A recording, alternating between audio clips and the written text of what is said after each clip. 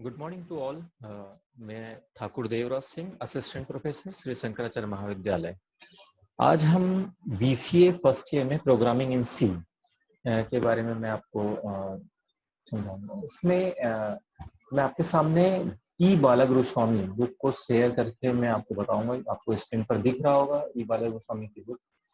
इसमें ये बुक है, मैं आपको इंट्रोड्यूस यहाँ से चाहता हूँ कि ये जो बुक है programming in ANSI C 4th edition की बुक है। और भी एडिशन आ चुके हैं, बट मेरे पास अवेलेबल 4th एडिशन था, तो मैं इसी से मैं बता रहा हूँ। इसमें सबसे पहले हम जब प्रोग्रामिंग स्टार्ट करते हैं, ये हमारे कंटेंट है और यही हमारे सिलेबस में भी है। हिस्ट्री ऑफ सी आप देख रहे होंगे, ये है history of C. Importance of C, simple program printing a message, addition, two numbers, interest calculation और कुछ मैथ्स के फंक्शन दिए हुए हैं। फिर हमारे पास चैप्टर नंबर 2 में constant, variables and data type के बारे में है। ये वाला चैप्टर ये आपको बताता है कि वेरिएबल कैसे क्रिएट करना है, कांस्टेंट कैसे बनाया जाता है और डेटा का टाइप हम कैसे डिफाइन करते हैं। साथ ही साथ कुछ कैरेक्टर सेट, टोकन्स के बारे में हम बताएंगे। सिलेबस में आगे ऑपरेटर एंड एक्सप्रेशन रहेगा, जिसमें अलग अलग ऑपरेटर कैसे वर्क करते हैं, उनकी वर्किंग कैसी होती है, उसमें एसोसिएटिविटी क्या होती है, वो उसमें बताता है। फिर डिसीजन मेकिंग एंड ब्रांचिंग, जिसमें इफ स्टेटमेंट के बारे में बताएंगे। और इफ स्टेटमेंट के कई टाइप्स होते हैं, वो है टर्नरी ऑपरेटर्स हैं, गो टू स्टेटमेंट है, जो इसमें इस चैप्टर में इंक्लूड होंगे। नेक्स्ट आप देखेंगे 6 नंबर का जो चैप्टर है, डिसीजन मेकिंग एंड लूपिंग। इसमें लूप के बारे में आपको जानकारी दी जाएगी। इसके बाद ये कंप्लीट होने के बाद एरे है, एरे में स्ट्रिंग के बारे में हम पढ़ेंगे, 8 नंबर चैप्टर। जब ये कंप्लीट हो जाता है, उसके बाद यूजर डिफाइंड फंक्शन के बारे में हम बताएंगे। तो ये मैं अलग अलग वीडियोस में आपको बताऊंगा। आज जस्ट आपको सिलेबस के बारे में बता रहा था कि फंक्शन, यूजर डिफाइंड फंक्शन क्या होते हैं। और फिर देखेंगे आप 10th नंबर में स्ट्रक्चर एंड यूनियन। जब हम फंक्शन कंप्लीट कर लेंगे, उसके बाद स्ट्रक्चर एंड यूनियन और पॉइंटर। फिर आता है फाइल मैनेजमेंट इन सी। यहाँ तक आपके सिलेबस में है, यानी कि 12 नंबर का जो चैप्टर है इसमें, यहाँ तक कंटिन्यू आपके सिलेबस में आपको मिलेगा। तो सबसे पहले हम स्टार्ट करते हैं कि पहला चैप्टर हम जाते हैं ओवरव्यू ऑफ सी। इसमें क्या बताया हुआ है? ओवरव्यू ऑफ सी ये बताता है, ये स्क्रीन पे आपको दिख रहा होगा overview of C.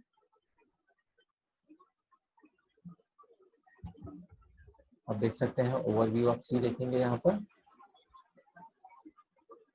Overview of सी। इस चैप्टर में सबसे पहले पूरी सी प्रोग्रामिंग का एक ओवरव्यू दिया हुआ है। इसमें सबसे पहले history of C, history of C के बारे में बता रहे हैं। हिस्ट्री ऑफ सी में क्या होता है? इस बुक में बहुत सारी अलग जानकारी, मैं आपको इसमें बेसिक स्टार्ट कैसे करते हैं वहां से बताता हूँ। कि सबसे पहले जो स्टार्ट हुआ वो लैंग्वेज था, सबसे पहले जो इन्होंने साइंटिस्ट जो थे, सी प्रोग्रामिंग, एक्चुअली प्रोग्रामिंग जब स्टार्ट हुई थी तो सबसे पहले सी प्रोग्रामिंग से भी पहले जो साइंटिस्ट थे, मैथमेटिशियनों ने इस प्रोग्रामिंग को लाने, जब प्रोग्रामिंग स्टार्ट हुआ तो ये जो प्रोग्रामिंग है वो एक्चुअली कंप्यूटर ने लाया, कंप्यूटर जो बनाया है वो मैथमेटिशियन ने बनाया हुआ। तो उन्होंने अपने जरूरत के लिए, साइंटिफिक पर्पस के लिए बनाया था। तो उन्होंने जो लैंग्वेज बनाया था वो था फोर्ट्रान, उसका नाम था फोर्ट्रान। तो फोर्ट्रान वो है फोर्ट्रान, FOR फोर्ट्रान। इसका पूरा नाम एक्चुअली कंप्लीट नाम है FOR मतलब फार्मूला, ट्रान मतलब translator, formula translator, formula translator के लिए था ये। तो मगर ये सिर्फ फार्मूला बेस्ड था, यानी कि सिर्फ साइंटिफिक पर्पस के लिए यही यूज होता था फोर्ट्रान जो था। तो इसमें दूसरी चीज जो कमी हो रही थी, देखिए हमें कभी भी जरूरत पड़ती है 2 चीजों की, एक साइंटिफिक और दूसरा है बिजनेस। ये 2 किसी भी जगह में बहुत इंपॉर्टेंट चीज होती है जहां पर हमें काम आता है कंप्यूटर में। तो बिजनेस पे अब ये फार्मूला ट्रांसलेटर जो थे, मैथमेटिशियन ने बनाया था तो उन्होंने अपने हिसाब से बना दिया, क्योंकि उन्हें साइंटिफिक चीजों की जरूरत थी, तो उन्होंने फार्मूला ट्रांसलेटर बना दिया। फार्मूला ट्रांसलेटर के बाद कमी इसमें यह थी कि ये बिजनेस पर्पस के लिए फेल था। इस पर्पस के लिए उन्होंने बनाया कोबोल, दूसरा जो लैंग्वेज है। और बीच में बहुत सारे लैंग्वेज है, मैं आपको इंपॉर्टेंट लैंग्वेज जो सी प्रोग्रामिंग जो आया उसके लिए जो मेन जो लैंग्वेज काम करते गया उसके बारे में बता रहा हूँ। तो दूसरा लैंग्वेज था कोबोल। इसका फुल फॉर्म मैं आपको फिर से रिपीट कर दूं, फॉरट्रान। दूसरा लैंग्वेज था कोबोल।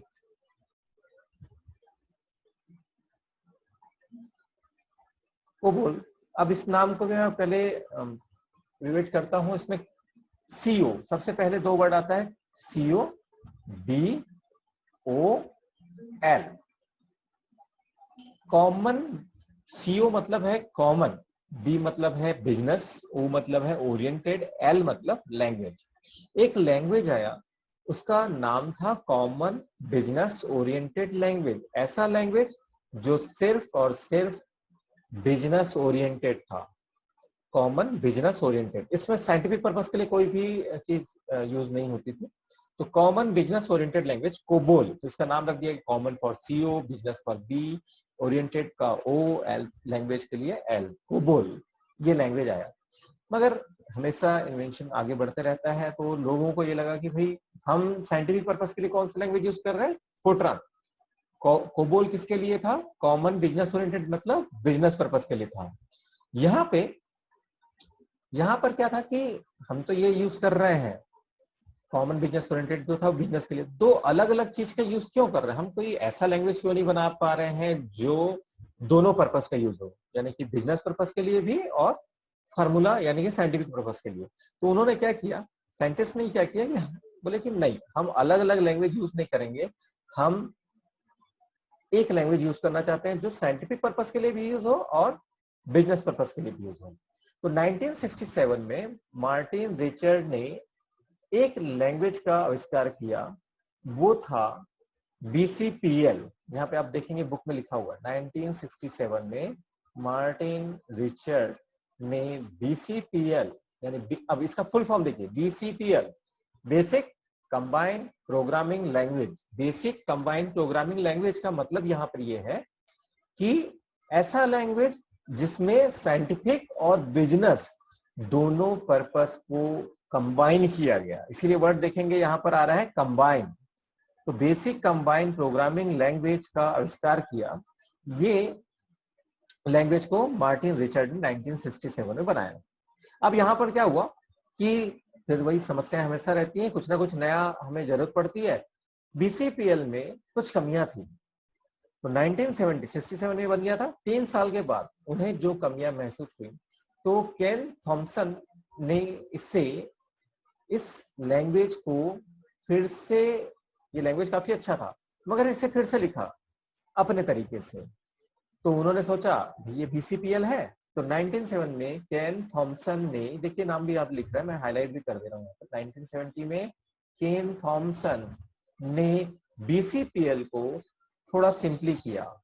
इसके बाद इन्होंने क्या किया कि भाई नाम क्या रखें, हर बार ये तो पुराना नाम था BCPL, basic combined programming, combine कर दिया गया। यहाँ पर क्या हो रहा है कि बेसिक कंबाइंड प्रोग्रामिंग लैंग्वेज का नाम चेंज करना था, क्योंकि चीज वही थी बट थोड़ा नया था। उनको लगा बीसीपीएल काफी लंबा नाम है, तो उन्होंने क्या सोचा कि इसको शॉर्ट में उन्होंने बी नाम दे दिया। तो लैंग्वेज का नाम आया बी लैंग्वेज, ये 1970 में बना। अब ये जो था, और इसे बेल लैबोरेटरीज में बना था, यूनिक्स ऑपरेटिंग सिस्टम पे बना था।